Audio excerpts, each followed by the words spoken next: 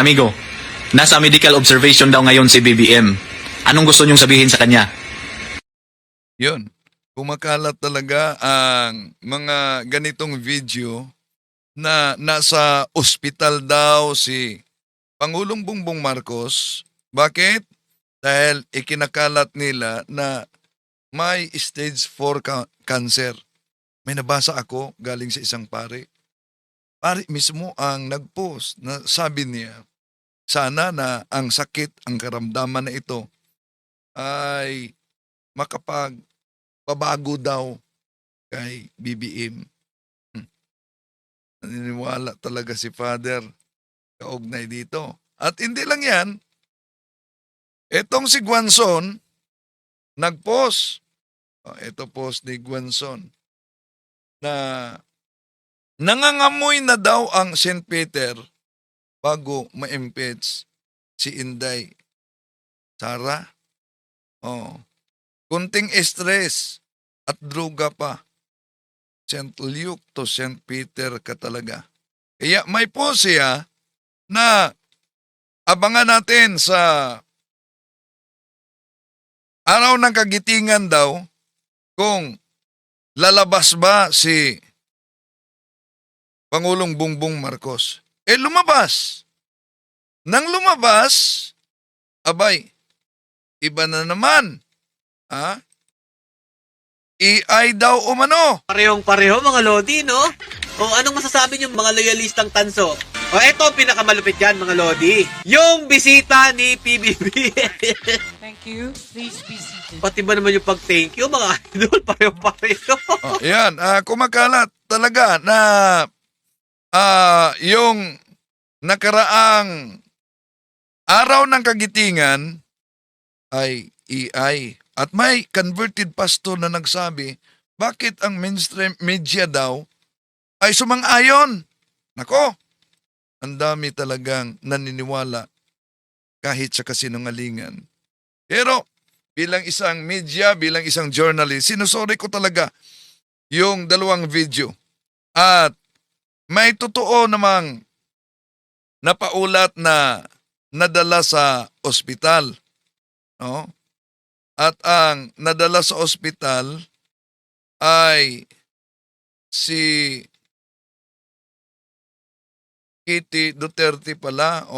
May inilabas na mga picture si Senador Bongo. At sabing sana magpagaling ka.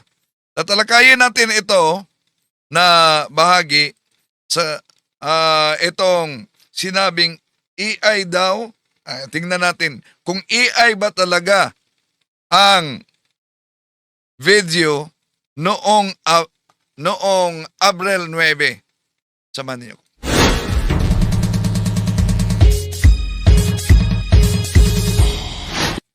Kumusta? Welcome. Muli ito yung lingkod, Brad Wendell Talimong. Muling makasama ninyo sa pagkakataong ito. Ang dami na mga nagko-comment at nagalit sa akin. Isa na ito. Kaya isa-isahin natin itong kanilang mga pahayag at umabot na sa punto na kahit ang NPA ang dami umanong pinatay, kaya dahil daming pinatay, so pabor siya sa patayan. At mga pari, sugo daw ng demonyo. So isa-isahin natin yan. Pero bago dyan, para sa ating mga suking taga-subaybay, inaniyahan natin na huwag kalimutang pindutin ang like sa ating live at huwag din kalimutang mag-subscribe at pindutin ang bell button para updated kayo, mag-comment at i-share ninyo. Kung saan man kayo nakabase ngayon, inaniyahan natin ang ating mga suking taga-subaybay na huwag kalimutan din na i-comment kung saan kayo, lalo na sa iba't ibang bahagi sa ating bansa at sa iba't ibang bansa sa mga OFWs. At personal kong magpapasalamat din kay sa ating kapatid na sumusubaybay sa atin palagi, si Hejin Jung. Hello. dyan sa South Korea. Ingat kayo dyan. Sa lahat ating mga suking taga-subaybay, welcome. At grabe, no? Kumakalat talaga. Hindi lang yan. Meron pang, di ko na lang ipakita, yung picture ni Pangulong Bongbong Marcos.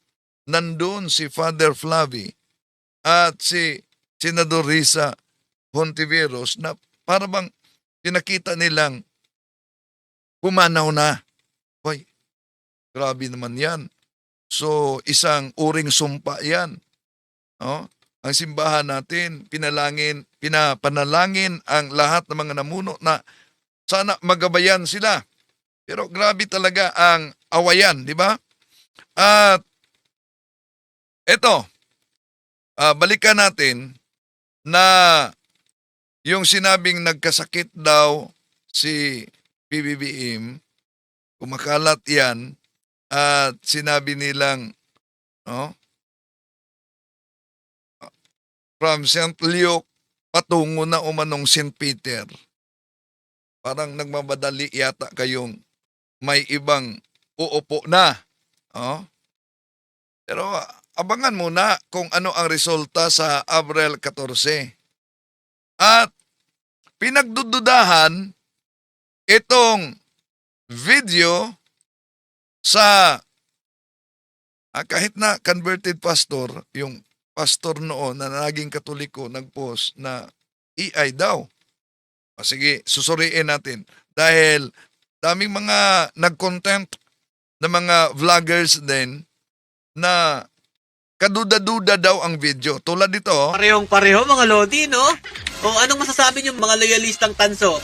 O eto, so mga loyalistang tanso, ano daw ang masasabi ninyo? Pare-pareho, 2025 na video at 2026 daw. Pareho-pareho. pinakamalupit dyan mga Lodi. Yung bisita ni PBB.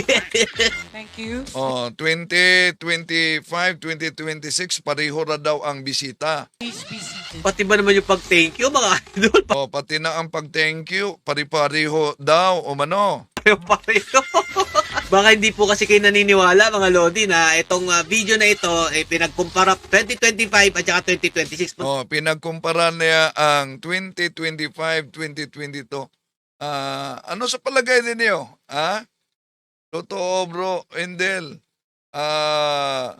Yang pick niya BBM diyan, si Endrele.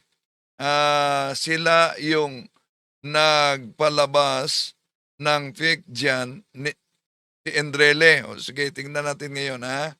Okay. So, tingnan natin ito. Tingnan natin. Isa-isahin natin ito. Dahil po natin yung mga iba pang videos. Eto mga Lodi, talagang tinabi po nila ang 2025 at saka 2026. Sa YouTube po galing itong video na to mga Lodi. Panoorin nyo po para masaksihan nyo kung gaano po halos magkapareho ito pong video. So, kung sinabing gaano halos ka magpareho, ibig sabihin, halos lang. Hindi magkapareho. Mamaya pakita ko. Ni-research ko talaga. Pati na yung prayer sa bishop, yung bago lang na-appointed na bishop, siya ang nag-prayer.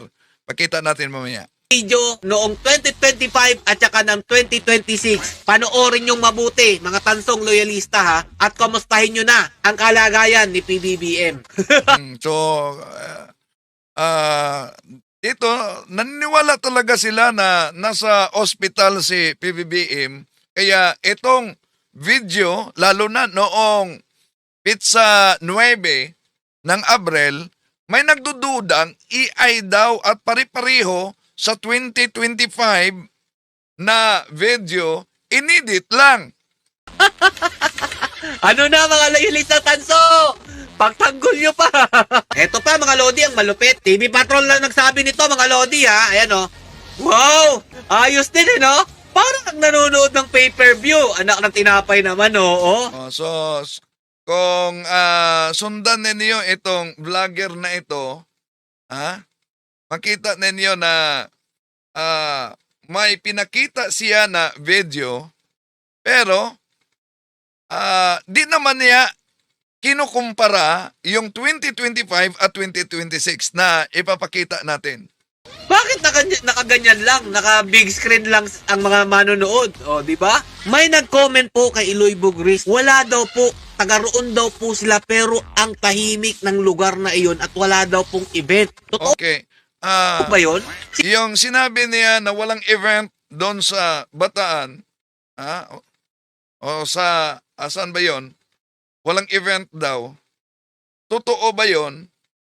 Na ang tanong, ba't sinabi mong walang event na ikaw mismo di mo siguradong totoo ba? Yeah? So, yun ang tinatawag na fishing expedition. Parang nangingisda ka sa swimming pool. Sino yung mga taga dyan, mga idol, na nakasaksi na meron pong pagdiriwang ng araw ng kagitingan noong April 9, 2026? Kayo naman po ang mag-comment dito para naman po magkaroon tayo ng idea kung totoo nga po bang throwback itong video ng araw ng kagitingan. Para mapanood po ang full video mga idol, pakiclick po yung link sa ibaba para mapunta po tayo sa aking YouTube channel. Pakisubscribe na rin po para makita nyo po ang full video lang lahat. Subscribe nyo siya para makita ang lahat na video daw. So, yon. Ang kaniyang analysis na wala daw nangyari na activity. Totoo ba umano yon? So, ba't sinabing wala na activity kung siya mismo di sigurado? Okay. Tingnan natin ang media mismo. Dahil ang media bilang bahagi sa KBP, kapisanan ng mga broadcasters sa Pilipinas, meron kaming mga roles sa KBP. At pwedeng matanggal ang aming mga KBP accredited license kung kami ay nag-uulat ng kasinungalingan. No? Pwedeng matanggal yan at kunin. Pero ano ang sinabi sa mga nag-coverage na media? Kung totoo ba? Nakakatawa na ultimo yung event sa Bataan. Kino-question kung totoong nangyari. Naku, Yan, ha? naroroon po ang crew, ang cameraman ko, naroroon sa Mount Bataan. Samat sa Bataan, na taunan din pong ginagawa bilang paggunita po ng araw ng kagitingan. At talagang naroroon siya. Nandun siya. Sabihin ko na rin po namin to ha. Alam ko, kakilala ko yung mga beat reporters na nandun doon. Andun sila. Hindi naman sila na malikmata. Nakita nila talaga. Ayan. Ngayon, i-analyze natin yung sinabi nilang parehong-pareho talaga umano. No? Parehong-pareho daw umano na video. I-analyze natin ha kung pareho-pareho. Puntahan muna natin ang video noong 2025. Ito po ang video noong 2025. Makita ninyo? Sino ang katabi niya? 2025. Makita niyo yan. O, di ba ang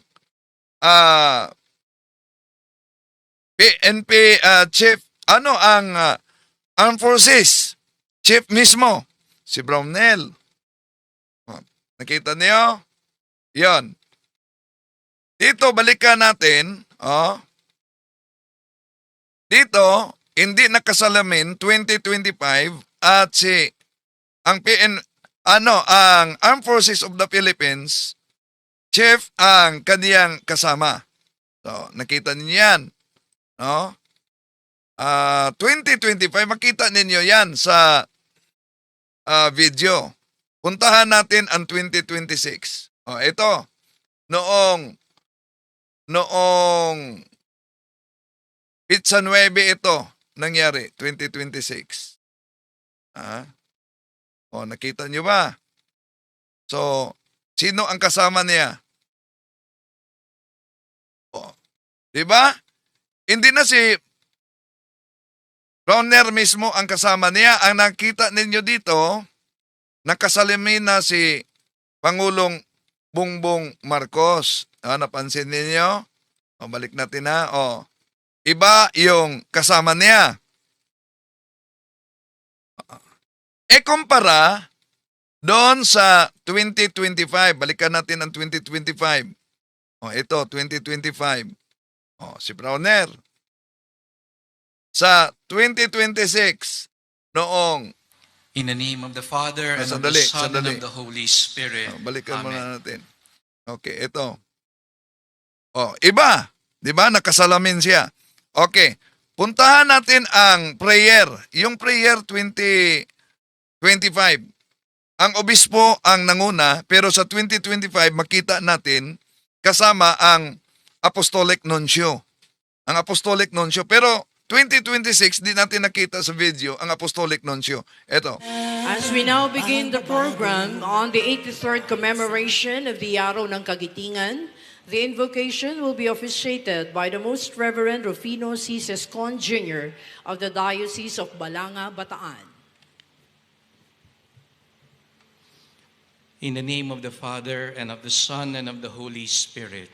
2025 ito, ang simula sa kanyang prayer, pakinggan ninyo. Almighty God, Lord of time and history, Ito ang 2025. Ang prayer ni Bishop nagsimula sa Almighty God, Lord of time and history. we gather once again to remember, give thanks, and implore your inspiration. Dito, 2025, makita natin na nandun ang Apostolic Nuncio. Okay. Punta tayo sa yung wakas ng prayer. In the name of the Father, and of the Son, and of the Holy Spirit. Amen. Please remain standing for the ceremonial. Ayan. Ang mapansin ninyo, ang MC, sabi niya, na manatiling tumindig, no? Para sa national anthem. Dito tayo sa prayer ni Bishop noong Pizza 9. Ito. In the name of the Father, and of the Son, and of the Holy Spirit. Amen. 2026 ito. God of holiness and heroism, So, you are ang, the source of ang prayer niya nagsimula sa God of holiness and heroism. Sa 25, ang prayer niya, As we now begin the program on the 83rd commemoration of the Araw ng Kagitingan, the invocation will be officiated by the Most Reverend Rufino C. Sescon Jr. of the Diocese of Balanga, Bataan. In the name of the Father, and of the Son, and of the Holy Spirit. Almighty God, Lord of time and history, we gather once again to remember. so 2025 yan. No, paano masabi na pareho-pareho inedit lang ang video na ang obispo mismo may pagkakaiba sa simula ng kanyang prayer, kumpara sa 2026. Balikan natin ang prayer ni Bishop sa 2026.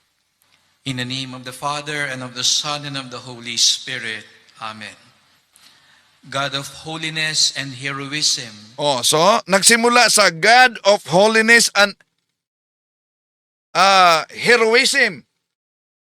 Punta tayo sa doon sa huling bahagi sa kanyang prayer. Sandali asan ba yon?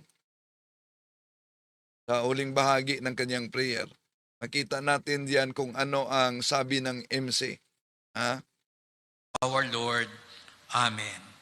In the name of the Father, and of the Son, and of the Holy Spirit. Amen. Thank you to the Most Reverend Rufino C. Sescon. Sa 2026 ito, nagpasalamat ang MC. 2025 sa As we now begin the program doon sa- on the 83rd balikan commemoration natin of the Araw ng i-analyze natin kung wala bang pagkakaiba. Veteran Cipriano. Sandali. Sa huling bahagi. And of the Holy Spirit. Amen. Please remain standing for the Di ba? Ang MC, mananatili kayo tumindig para sa ceremonial tolling of the bell. yan. So may pagkakaiba 2025, 2026. Kaya yung sinabing parang inedit lang at walang nangyari, nako, baka may masampahan ng kaso dito, ha? Oh, na nagpakalat ng mga peking balita. Kaya kinumpirma ng media mismo. Na nakakatawa na ultimo yung event sa Bataan. Kino-question kung totoong nangyari. Naku, naroroon po ang crew, ang cameraman ko. Naroroon sa Mount Bataan. Samat sa Bataan na taunan din pong ginagawa bilang paggunita po ng araw ng Kagitingan. At talagang naroroon siya. Nandun siya. Sabihin ko na rin po namin to ha. Alam ko, kakilala ko yung mga beat reporters na nandoon. Andun sila. Hindi naman sila na malikmata. Nakita nila talaga. Oh, yun, ha? Oh. Pagkatapos, grabe ang kumalat na mga peking balita. Lalo na to, sandali, ano yung sinabi? Ha? Ito ba? Sandali. Okay, ito. Pareho mga no? O anong masasabi niyo mga loyalistang tanso? O eto pinakamalupit yan mga lodi. Yung bisita ni PBB. Thank you. Oh, dahil ba may bisitang foreigner sa 2025 at 2026, sasabihin, pareho talaga edited at ang obispo mismo ang nanguna sa prayer. Pero kung pakinggan ninyo ang prayer, magkaiba ang introduction ng prayer 2025, magkaiba din ang introduction ng 2026. Pati ba naman yung pag-thank you mga idol? Pareho. So, pati na daw umano yung pag-thank you. Dapat kinumpara muna niya, no? Kung totoo bang magkaiba, magkapariho talaga. At sa ating pagtalakay sa mga isyu na may kaugnayan sa ating lipunan. Grabe.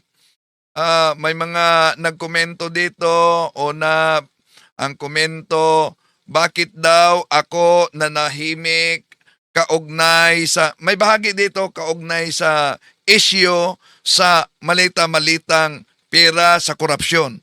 Yun ang unang bahagi sa kaniyang pahayag. Na bakit daw ako nanahimik sa mga issue na may kaugnayan sa malita-malitang pera sa korupsyon. Naku po. Bakit mo sinabi na nanahimik ako sa issue na kaugnay sa malita-malitang pera sa korupsyon? Hindi mo ba nakita na tinatalakay ko yan?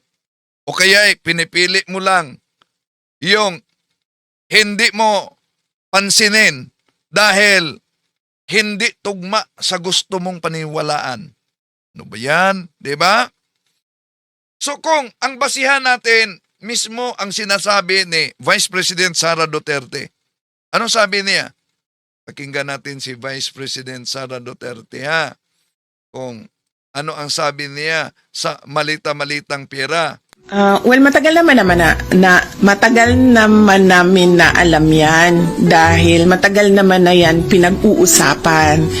Simula pa lang noong pagpasok namin as President and Vice President, naririnig na namin yung delivery ng mga pera na nakalagay sa mga suitcases. Pero ngayon lang siya lumabas in public dahil merong witness na nagsabi na siya mismo ang nagdadala nung mga suitcases na yun.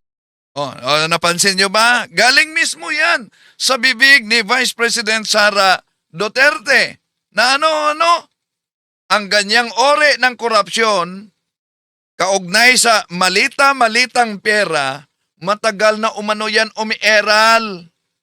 Kahit noong panahon pa ng kaniyang ama na si dating Pangulong Rodrigo Duterte. Kaya ang tanong dito sa nagkomento, ang tanong, bakit nanahimik ka noon? Matagal na pala yan. So kung talagang laban ka sa korupsyon, dapat consistent ka. Hindi lang maingay kapag kalaban mo, yung umupo ngayon. Pero, tikom ang bibig kapag kaalyado mo ang nagsabi na matagal na pala yung umieral na problema noon pa sa panahon ni dating Pangulong Rodrigo Duterte. So hindi ito usapin kung sino ang nagsalita. Ito ay usapin ng prinsipyo. Kung mali ang korupsyon ngayon, dapat mali din ito noon. Walang pinipiling panahon. Pero ang tanong, tulad sa INC, nag-ingay ba kayo? Ha? Nag-ingay ba kayo? Kaya nga, noong muling tinanong si VP Sara, kaugnay sa pahayag niya nitong malita-malitang pera, iniwasan na niya. Ito, Nag-comment si Secretary Ombudsman Remulian. Sinasabi niya, ma'am, nagsimula daw yung maleta delivery sa time ni PRRD, ma'am. Your comment po. So for now, ang focus ng Inday Sara at ng so napansin niyo, very categorical question sa media. Ano ang categorical question and must be answered categorically? Sa media, tinanong siya na ang pahayag ni Remulla, yung malita-malitang pera na kinumpirma naman niya, nagsimula sa panahon ni dating Pangulong Rodrigo Duterte. Balik natin ha, at pansinin niyo ang kanyang sagot. Nag-comment si Secretary Ombudsman Remulian. Sinasabi niya, ma'am, nagsimula daw yung maleta delivery sa time ni PRRD, ma'am. Your comment po. So for now, ang focus ng Inday Sara at ng Office of the Vice President is yung mga kailangan namin gawin para sa So, iniwasan niya ang malita delivery during the Duterte time. Ang focus, yung sagot niya. bayan.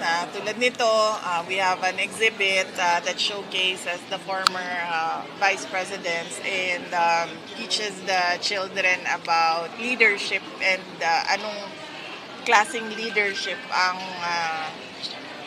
pipiliin nila sa kanilang pagbabiyahe dito sa ating bayan. Yan ang sagot niya sa tanong. Nag-comment si Secretary Ombudsman Remulian. Sinasabi niya, ma'am, nagsimula daw yung maleta delivery sa time ni PRRD, ma'am. Your comment po. So for now, ang So, iniwasan talaga yan ni VP Sara na sagutin. Dahil may file na siya mismo ang nagpahayag na kung balikan natin na itong problema sa malita-malitang pera, umiiral na bago pa man siya naging Vice President. So, kung umiiral na ito bago siya nagiging Vice President, of course, umiiral na bago naupo ang katandem niya sa unity team na si Bongbong Marcos na grabe ang paglaganap sa mga peking balita ngayon na nag-stage 4 cancer na sa ospital at abangan umano kung makalabas ba ito sa Pizza 9. Lumabas. Ang resulta, pinagdudahan ang video na edited daw at walang pagkakaiba sa 2025. Okay. So, ngayon, meron pang nag-comment dito. Ano pa yung comment niya? Isa-isahin natin ha. Free kayo mag-comment. Maliban dyan. Ito. Ito comment niya. Pansinin ninyo ang comment niya. Sabi niya. Pero bago dyan. Balikan pa natin ito. Mamaya. Sagutin natin. Maraming pinatay ang mga NPA, New People's Army. Pero, anong ginawa niyo? Kumampi ang mga kaparian. Isa akong Katoliko. At mas okay ako sa ginawa ni Tatay Digong. Meron ding EJK ang NPA. Balikan natin yan. Mamaya. Eto pa. Eto pa. Sa ang pahayag niya, kaugnay ito sa Ghost Project, kaugnay ito sa mga problema sa malita-malita din. No? Kaya nagreklamo siya bakit nanahimik daw umano. Una, tandaan natin Naalala mo ba na noong panahon mismo ni Tatay Digong mo na si dating Pangulong Rodrigo Duterte, sinabi niya sa kanyang, iwan ko kung press conference ba yun, pero sa TV yun, natalamak ang ghost project sa Department of Public Works and Highways. Sa panahon mismo niya yan. Asan ba yun ha? Napin natin. Ito. Pakinggan mo. Next week, we're still investigating DPWH. Ang DPWH, ang pinaka-racket dyan is yung ghost project. So walang delivery ghost project. Marami yan. Karamihan yan, it's the regional director. Ipapalabas nila na may project ito, but wala. So the best way is to conduct an audit of those projects to determine if they are ghost projects or not. And I think they are plenty. I really intend to clean government. At least kung hindi ko kaya, maminus-minusan ang kurakot sa gobyerno. Yan na lang ang konsuelo ng tao na mahuli at mapreso. See? Galing mismo yan kay Tatay Digong ninyo na grabe katalamak umano ang ghost project, ang korupsyon sa Department of Public Works and Highways, DPWH, sa kanyang panahon noon. Ang tanong, nasaan kayo? Bakit walang ingay noon? Bakit walang nanawagan? Bakit walang nagalit tulad ngayon? Diba? Ngayong ibang tao ang nakaupo sa poder, saka kayo biglang nagiging mapanuri at grabing maingay. Dapat naman talaga mag-ingay pag may korupsyon. Pero ang tanong, bakit noon tahimik kayo? Diba malinaw na may pinipiling panahon at pinipiling target yung inyong pag-iingay? Oh. Ngayon, punta tayo sa isa pang nag-comment. Ano yung comment niya? Ito, may comment siya. Maraming pinatay ang mga NPA. Pero anong ginawa niyo? Kumampi ang mga kaparian. Isa akong Katoliko. At okay ako sa ginawa ni Tatay Digong. Meron ding EJK ang mga NPA. Mga kapatid, sandali muna. Next week, Sandali. we're still... Mga kapatid, na nagsubaybay dito, may nag-PM din sa akin na nagpakilalang Katoliko. Oh.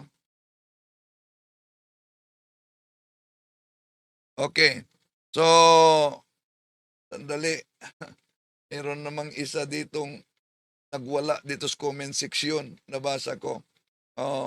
Pagka-miyembro ka sa Usamis Group. Yun ang problema sa inyo. No?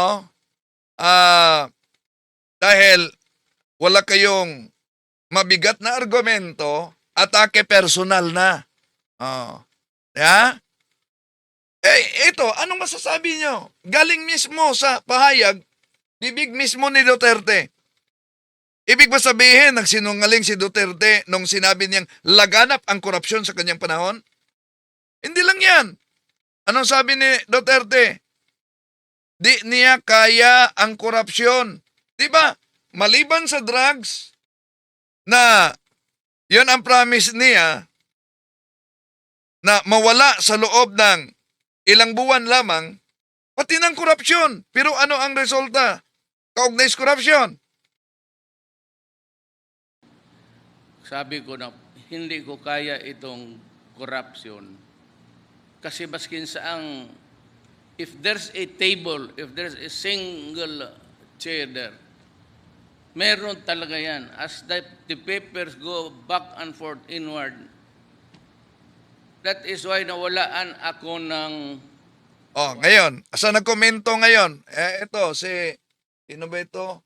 Si Tandayag. Oh. Ngayon, kung against ka sa korupsyon, i-comment dyan, sino bang malaking isda sa panahon ni Duterte ang nakulong dahil sa korupsyon?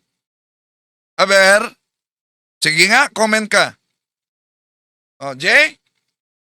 Oh, huwag magbulag-bulagan.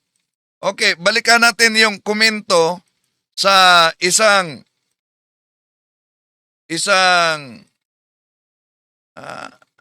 nag-comment sa uploaded video natin na ano daw? O eto, sabi niya, maraming pinatay ang mga NPA pero anong ginawa ninyo? Kumampi ang mga kaparian. Kumampi ang mga kaparian, isa akong Katoliko at mas okay ako sa ginawa ni Tatay Digong na meron ding EJK ang mga NPA. No, yan ang kaniyang sinabi. So, totoo may mga individual na pare at kahit madre na sangkot o pinipiling sumusuporta sa New People's Army, totoo yan. Meron nga mga pare na naging commander pa ng NPA. Ngunit hindi ito kailanman naging opisyal na aral, doktrina at panindigan ng simbahang Katoliko. Sarili nila yung pagpili. Lumabas sila. Yeah? So, ang kilos ng iilan ay hindi maaring i-generalize yan bilang panindigan ng buong simbahang Katoliko. Kung sundin mo ang ganitong lohika, paano naman yung mga pare na Katoliko na sumusuporta kay dating Pangulong Rodrigo Duterte? At hanggang ngayon, may mga pare pa na ginamit ang pulpito para idepinsa si Duterte. Ibig ba sabihin na ang buong simbahan ay pabor na sa kanyang mga polisiya, kabilang na sa war on drugs dito sa ating bansa? Hindi yan nangangulugan na ganyan. Ang mahalaga, ang tama ay hindi nakabase kung sino ang gumagawa, kundi kung ano ang tama ayon sa moralidad at ayon sa batas. Hindi sapat na sabihin na dahil may maraming pinatay ang NPA ay magiging katanggap-tanggap na din yung extrajudicial killings. Ang pagpatay na walang due process dahil sa ibang bansa nagiging legal yan. So ang pagpatay, mali talaga yan. Kahit sino pa ang gumawa. Estado man o rebuilding grupo. Hindi ito naaayon sa utos ng Diyos. At hindi nito inaayos ang problema ng bansa. Bagkus, pinapalala pa ang problema ng bansa kaugnay sa kawalan ng hustisya. Diba? Sa pananaw ng simbahang Katoliko, malinaw ang prinsipyo. Ang buhay ng tao mula sa sinapupunan hanggang sa libingan ay may digdigan. May dignidad talaga. At hindi dapat kitilin ito. Gaano man siya kamakasalanan.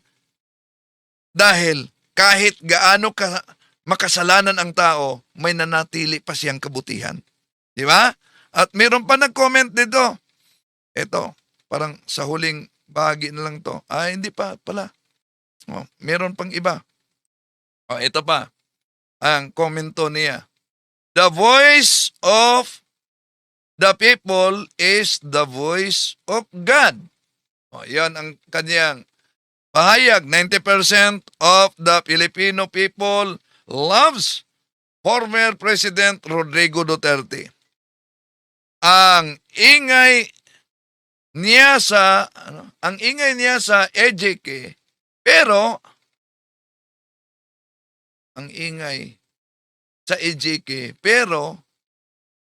natatakot sa korupsyon sa administrasyong BBM Vangag.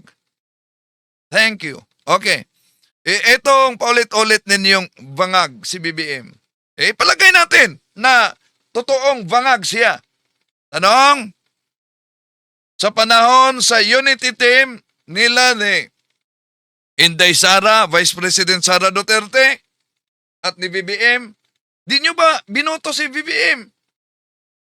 Di kung yun ang paulit-ulit ninyong sigaw na bangag siya, sino ngayon ang naglagay? Kung totoo na bangag siya, sino ang naglagay? Di ba? Kayo din? Pagkatapos, yun ang sigaw ninyo? Okay, balikan natin. Yung sabi niya, the voice of the people is the voice of God. Vox populi, vox Dei. Hindi porket maraming sumasang-ayon ay iyon ay tama na at kalooban na ng Diyos. Ang katotohanan ay hindi. Nakabatay ito sa dami ng mga taong naniniwala. Naalala ninyo yung tinanong ng ating Panginoon Jesucristo ang mga tao at ang mga apostol? Sino ako? Ang sabi ng mga tao, marami nagsabi, ikaw ay si Juan, ikaw ay si Elias, ikaw ay ibang propeta na bubuhay. Ang daming nagsabi. Pero yun ba ay boses ng Diyos na? Pero tanong niya sa mga apostol, sino ako? Si San Pedro lang ang nakasagot, ikaw ang anak sa buhay na Diyos. And so I tell you, Peter, you are a rock, and on this rock I will build my church. So, hindi porket maraming nagsasabi, yun ay kalooban na ng Diyos, di ba? Dahil ang katotohanan hindi nakabatay kung ano ang paniniwala sa karamihan. Ito'y nakabatay sa moral at katuwiran at sa katotohanan. Kaya nga kung tingnan natin sa Biblia mismo, di ba? Noong pinipili ng mga mamamayan, noong mga karamihang tao, kung sino ang piliin nila, si Barnabas, si Barabas, o si Jesus. Di ba mas pinili ng marami si Barabas? At tinakwil nila si Jesus? Kung sundin natin ang lohika na ang busis ng karamihan ay busis ng Diyos, edi lalabas na ang kalooban ng Diyos na lalabas sa kulungan si Barabas at mas piliin yung mga makasalanang tao. Kaya mali yung the voice of the people is the voice of God ay tama na agad. Hindi absolutong katotohanan yon. Kung sundin natin ang literal at kasaysayan at ang katotohanan, pwede magkamali. Bakit? Halimbawa, may mga pumasa sa ibang mga bansa dahil yun ang pinili ng karamihang mambabatas. Sa paniniwalang the voice of the people is the voice of God. Ano yung napasa? Legal ang abortion sa ibang bansa. Legal ang same-sex marriage sa ibang bansa. Legal din sa ibang bansa ang mercy killing. Legal din sa ibang bansa na pwede maghiwalay yung mag-asawa. Yan. Kung sundin natin ang argumento, ibig bang sabihin na yun ay automatiko ng busis ng Diyos dahil pumasa at nagiging batas? So yung the voice of the people ay hindi maaaring tinig na agad ng Diyos. Of course, mahalaga yan sa demokrasya. Pero hindi garantiya ng moral na katotohanan o kalooban ng Diyos agad. Yeah? Okay. So, ano pa yon? Comment ni... ito pa, comment. May comment pa. Ito, mga komento ito sa pagtalakay natin kay Father Flavie. Sabi na, sugo ng demonyo ang pare na iyan. 2 Corinto 11, 13-14 King James Bible. So, ibig sabihin, posible na protestante ang nagsabi dito. Pero, bago ka magsabi na sugo ng demonyo ang paring iyan, research naman pag may time. Dahil kadalasan sa mga protestante, ang banat ninyo ay mula sa Santo Papa, sa mga obispo, sa pare, at sa doktrina hanggang sa mga miyembro.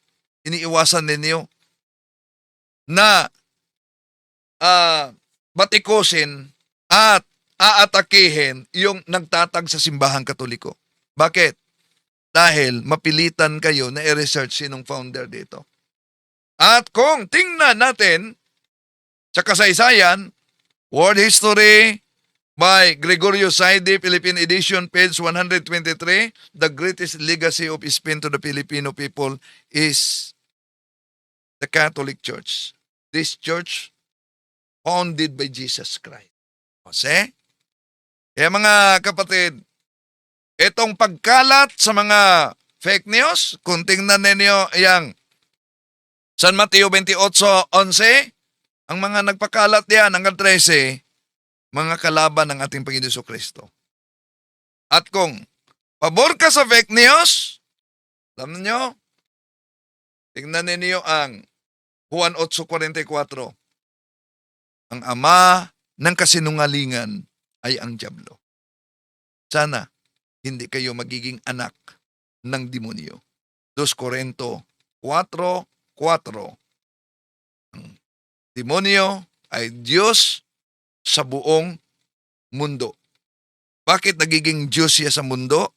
Na hindi naman siya ang lumikha sa mundo dahil maraming pumipili sa gawain ng demonyo, lalo na ang kasinungalingan. Maraming salamat sa inyong pagsubaybay. Hanggang sa muli.